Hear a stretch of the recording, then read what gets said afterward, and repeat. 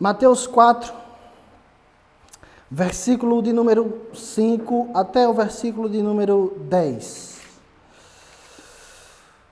Mateus 4, versículo de número 5 até o 10, que diz assim: Então o diabo o levou à cidade santa, colocou-o sobre o pináculo do templo e lhe disse: Se és filho de Deus,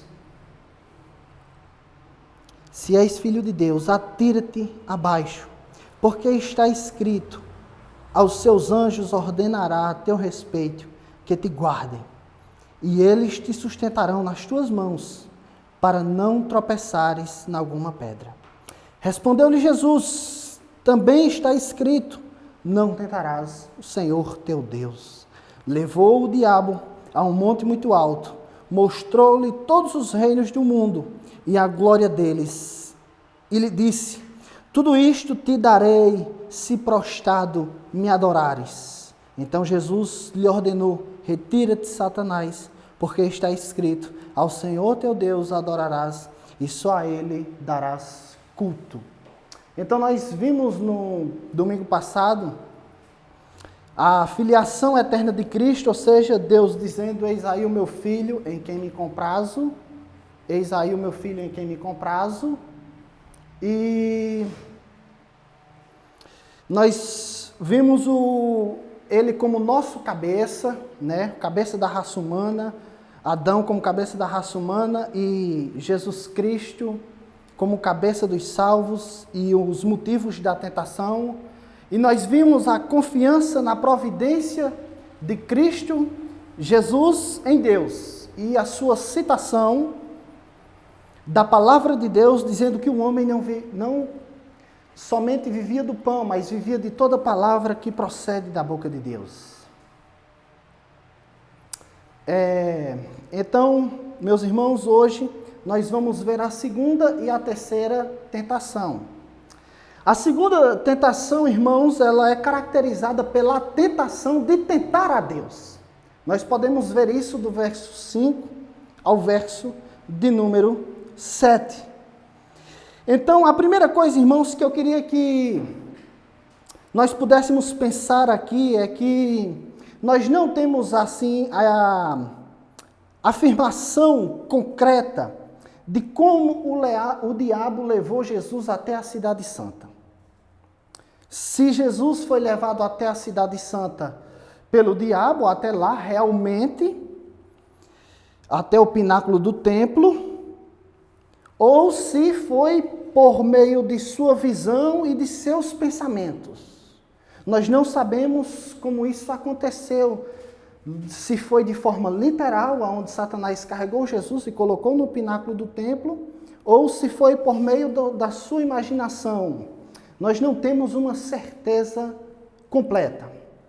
Mas eu, particularmente, irmãos, eu creio que Jesus foi conduzido de uma forma debaixo da permissão de Deus e colocado no pináculo do templo, porque não faria sentido Jesus imaginar ali, estar no pináculo do templo e ser tentado a se jogar por pensamento. Isso é muito improvável e não faz tanto sentido. Mas o fato é, irmãos, que independentemente se foi por pensamentos ou se foi real que ele foi colocado lá no pináculo do templo, o fato é que ele se vê nesse local. A narrativa bíblica diz que ele estava lá e o diabo olha para ele e diz: se tu és filho de Deus, lança-te aqui para baixo. Ele repete a mesma coisa, irmãos, que ele diz no versículo de número 4. Se tu és o filho de Deus, então você se jogue daqui, porque Deus dará ordem aos seus anjos ao seu respeito e eles vão lhe guardar. Diz o tentador: lança-te aqui abaixo. Irmãos, o tentador é extremamente sagaz, astuto e inteligente. Provavelmente aqui o raciocínio do inimigo, ele foi o seguinte: Jesus disse que confia em Deus, na providência de Deus. E Jesus citou a palavra de Deus. Então ele também crê, também confia, acredita na palavra de Deus. Então o diabo, em posse disso, com a sua astúcia peculiar, que é dele, ele cita o Salmo de número 91, versículo de número 11 e versículo de número 12, que diz que Deus dará ordem aos anjos e livrará os seus filhos das coisas ruins que acontecem. Então o diabo usou justamente esse raciocínio aqui para tentar a Jesus. Ele vê Jesus e diz, você confia na palavra, você confia em Deus, então a palavra diz também que Deus dará ordem aos seus anjos e ele livrará os seus filhos. Então ele está jogando Deus e a palavra de Deus contra o próprio Deus. Ele está tentando Jesus usando a palavra de Deus. Irmãos, ele está dizendo, se lance daqui, Jesus, que os anjos, já que os anjos livram os homens, quanto mais o Filho de Deus. Se lance daqui e nada acontecerá com você nesses pedregais que tem aqui embaixo. Os anjos te carregarão aqui para livrar você de qualquer dano que você possa ter ao cair no chão. E provavelmente em Jerusalém vai ver isso aqui, no pináculo do templo, isso aqui vai ser o maior espetáculo do mundo. As pessoas irão ficar espantadas ao verem isso. Um homem se jogar do pináculo do templo e ser aparado pelos anjos. Então ele está usando a palavra de Deus, porque Jesus cita a palavra de Deus, mas ele está distorcendo a palavra de Deus para que Jesus se jogasse ali e tentar a Deus. Mas o Salmo, irmãos, capítulo 91, vai dizer que aquele que habita no esconderijo do Altíssimo, a sombra do Onipotente descansará. Vai dizer que aquele que anda nos caminhos dele, ele vai livrar das pestes perniciosas. E ele vai dizer, 1000 cairão ao teu lado, 10.000 à tua direita, e o Senhor o livrará. Mas é para as pessoas que estão andando no caminho de Deus. O Salmo está falando para as pessoas que vivem sua vida em retidão, guardando os mandamentos, vivendo em fé, vivendo para a glória de Deus, e que se alguma coisa de mal puder acontecer, Deus livrará tal homem ou tal mulher. O Salmo não está dizendo que nós podemos tentar a Deus e que Deus vai assim nos livrar da nossa loucura. Não é isso que o Salmo está dizendo. O Salmo está dizendo que Deus guarda as pessoas que andam no caminho dele. Então, meus irmãos, ali, o diabo está pegando esse salmo e tentando a Jesus, tirando o salmo fora do contexto. Então Jesus, de prontidão, responde, não tentarás o Senhor teu Deus. Ele está, irmão, citando Deuteronômio 6:16. Jesus aqui responde ao diabo as 3 tentações, tirando tudo do Deuteronômio, a repetição da lei. Então, quando ele cita Deuteronômio 6:16, ele está fazendo alusão a um evento que aconteceu em Êxodo 17, do verso 1 ao verso 7, porque Deuteronômio é a repetição da lei. Aquela primeira geração que sai ali do Egito, passa pelo Mar Vermelho e entra no deserto, ela morre ao longo da caminhada por causa da sua rebelião. Então, como era a segunda geração já de judeus, de hebreus, que tinha saído dali, Moisés, perto de sua morte, repete a lei. Então, num lugar, em Êxodo 17, do verso 1 ao 7, num lugar chamado Massá e Meribá, Jesus está dizendo ao diabo que puseram o Senhor à prova e se rebelaram contra Moisés. O povo, quando chegou em Massá e Meribá, disseram, Moisés, por que você nos tirou do Egito, nós, os nossos filhos, as nossas esposas, a nossa criação, para que nós morrêssemos aqui, Moisés? por que é que você fez isso conosco, Moisés? E começou a murmurar ali com Moisés, a ponto de que o texto fala que eles quase apedrejam Moisés. Ao invés desse povo que tinha ali saído do Egito como um filho obediente, orar a Deus e entregar suas causas a Deus, eles começam a murmurar e a se queixar de Moisés e do próprio Deus. É isso que Jesus está dizendo aqui. O que ele cita, o texto que ele cita é esse, Deuteronômio 6,16. Então, meus irmãos, as pessoas deveriam levar a sua necessidade a Deus, mas elas estão ali murmurando, a chegar ao ponto das pessoas dizerem: o Senhor está no nosso meio ou não? Nós queremos um sinal miraculoso para saber se Deus está conosco ou não. Ora, isso é de uma rebeldia tão grande, porque Deus já tinha livrado os israelitas de 10 pragas. Enquanto o Egito estava sendo assolado pelas pragas, nada acontecia com Israel.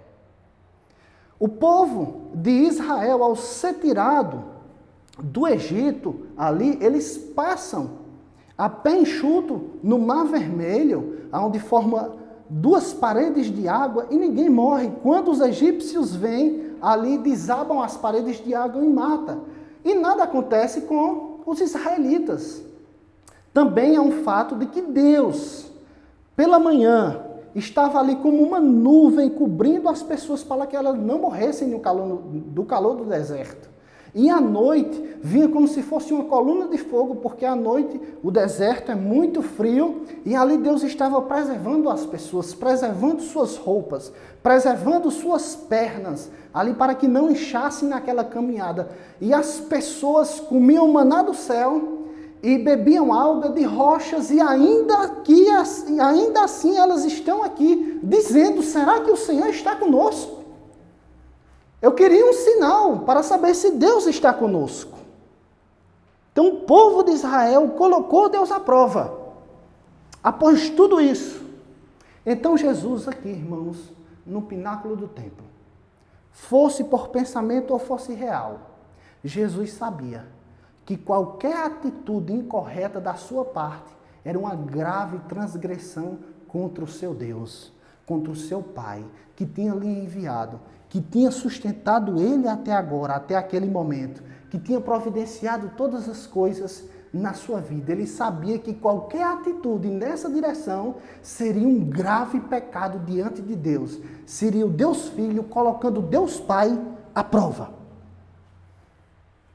Mas, irmãos, Jesus sabia que Deus cuidava dele desde o ventre da sua mãe. Porque em Mateus capítulo 2, na visita que os magos fazem ali a Maria, a José e a Jesus, diz que logo quando os magos saíram, José, em profundo sono, tem um sonho e os anjos dizem a José que ele e sua família descessem para o Egito, porque Herodes queria matar Jesus.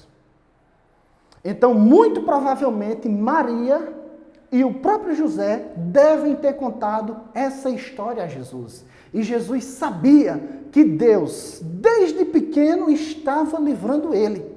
É tanto que José não tem um sonho somente para descer do Egito. José tem um sonho para voltar do Egito. O anjo aparece em sonho para José e diz: olha, José, vocês podem voltar, porque Herodes morreu. Aquele que queria matar Jesus morreu. Então Jesus sabia que Deus cuidava dele desde pequeno.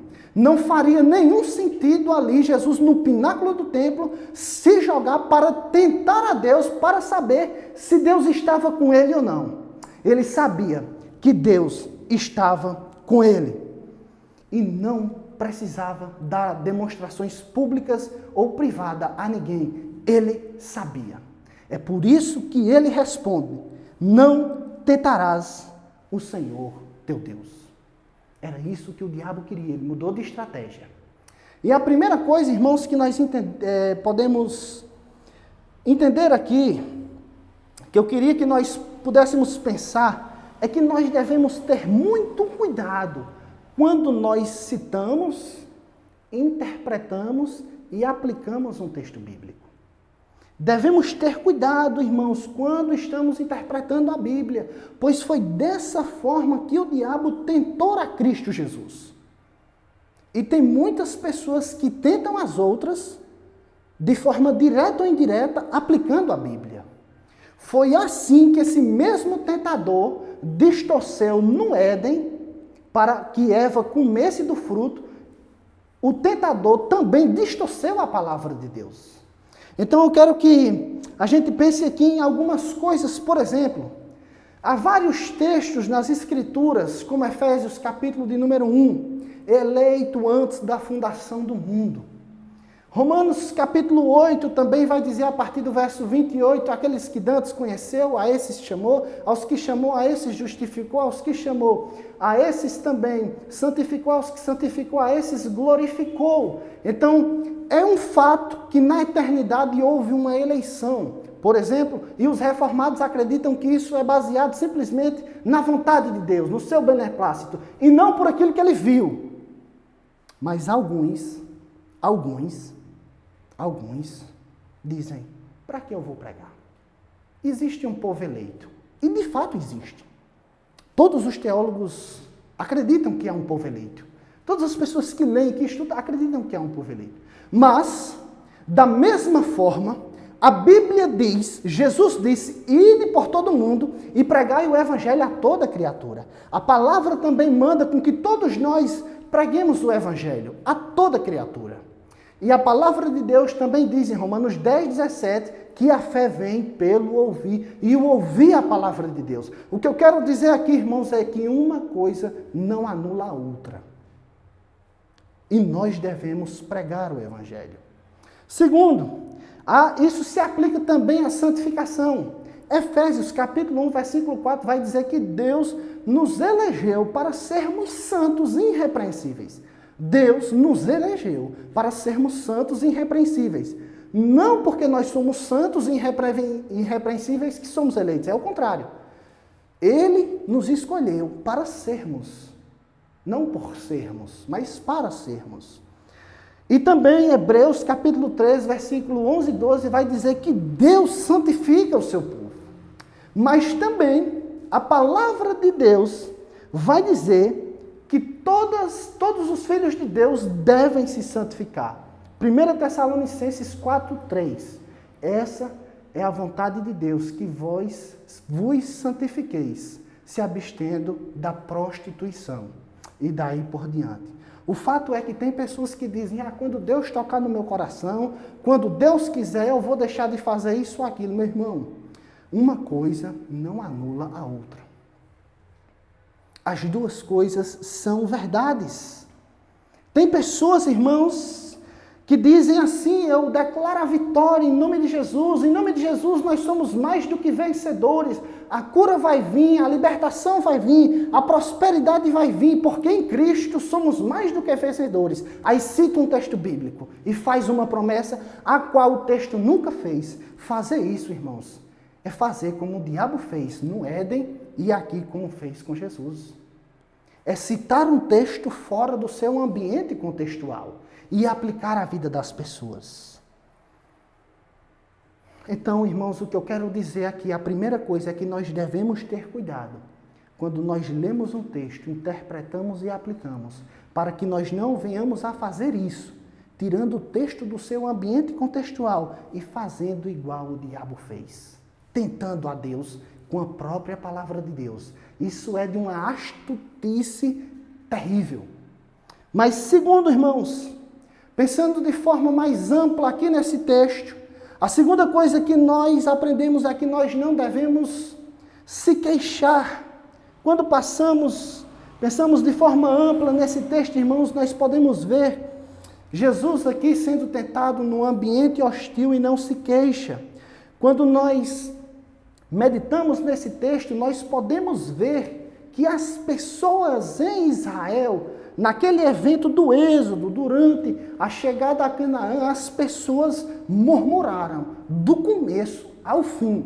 Apesar de Deus ter tirado eles do deserto, apesar de Deus ter sustentado do Egito, ter sustentado eles na caminhada, ter mostrado a terra prometida, ter libertado eles do Egito, as pessoas murmuravam com tudo, irmãos, com tudo. Então nós devemos ter cuidado, irmãos, porque muitas pessoas se dizem salvas, mas murmuram, se queixam, porque o emprego, o salário ganha pouco, porque a saúde dela não é como deveria ser.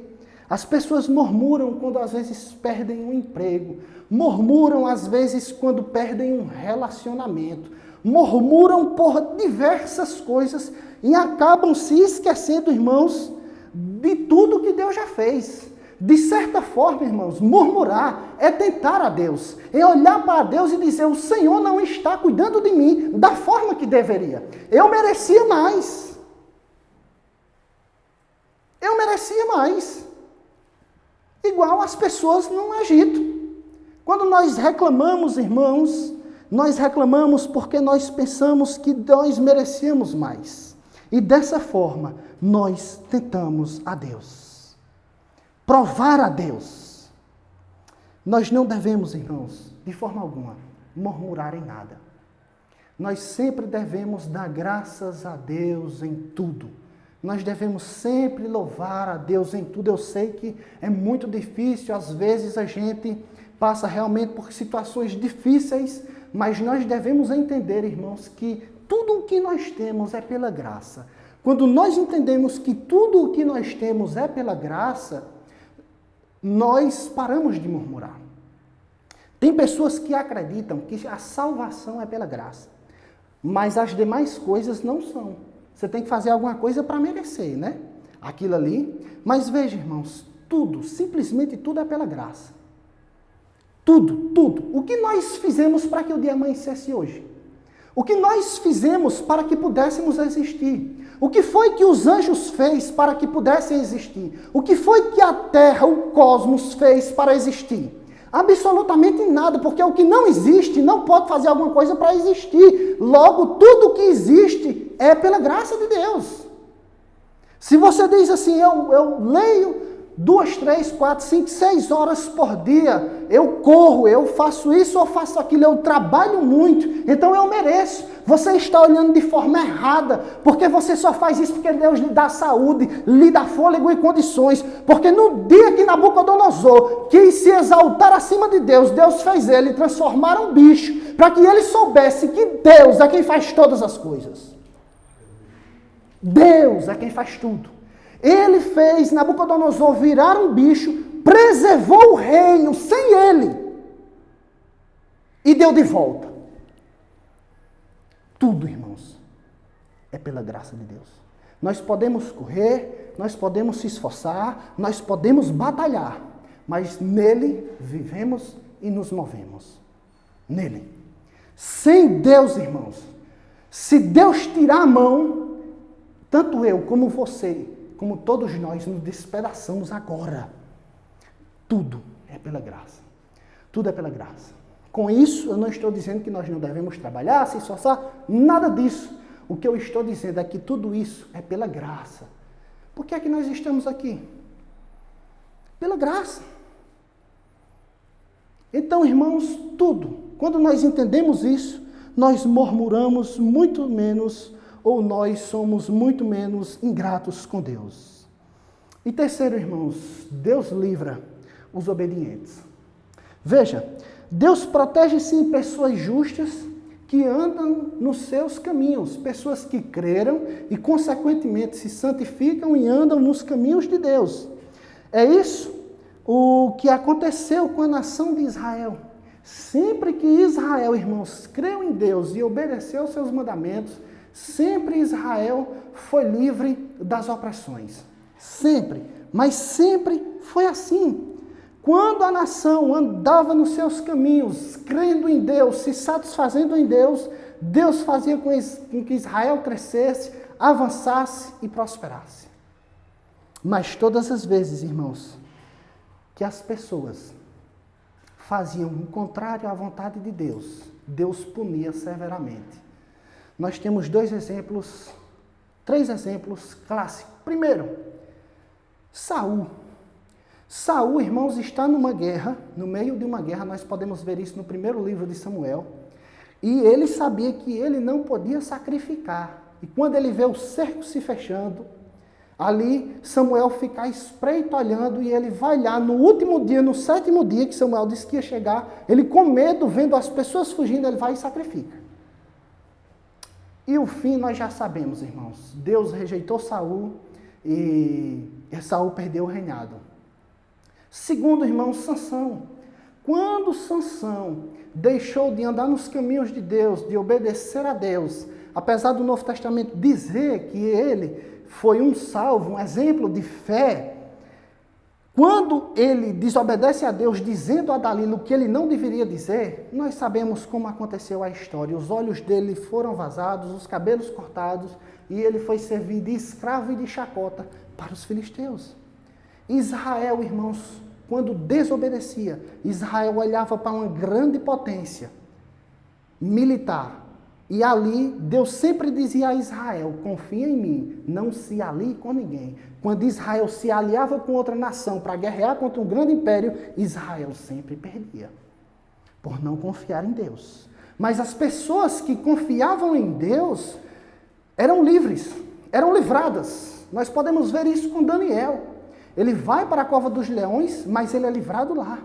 Nós podemos ver isso com Sadraque, Mesaque e Abednego, que eles foram jogados na fornalha de fogo ardente, mas eles foram livres lá, porque eles criam, e decorrente desse fato eles obedeciam, e Deus livrava a esse povo. É a esse salmo que se aplica a essas pessoas.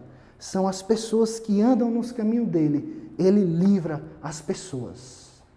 Agora, irmãos, nós também não devemos pensar que por nós crermos em Deus e nós obedecermos a Deus, ele nos vai livrar de tudo. Tem coisas, irmãos, que estão no plano de Deus, para que nós passemos por sofrimentos e angústias, para que isso redunde na sua glória e para que isso redunde no bem maior, porque todas as coisas cooperam para o bem daqueles que amam a Deus. E mais uma vez nós podemos ver aqui 2 verdades. Deus livra os seus e ao mesmo tempo permite passar por todo tipo de sofrimento para que isso redunde numa causa maior. Paulo diz que as leves e momentâneas tribulações produzem um peso grandioso de glória para o futuro. Então, irmãos, nós devemos entender isso da palavra de Deus.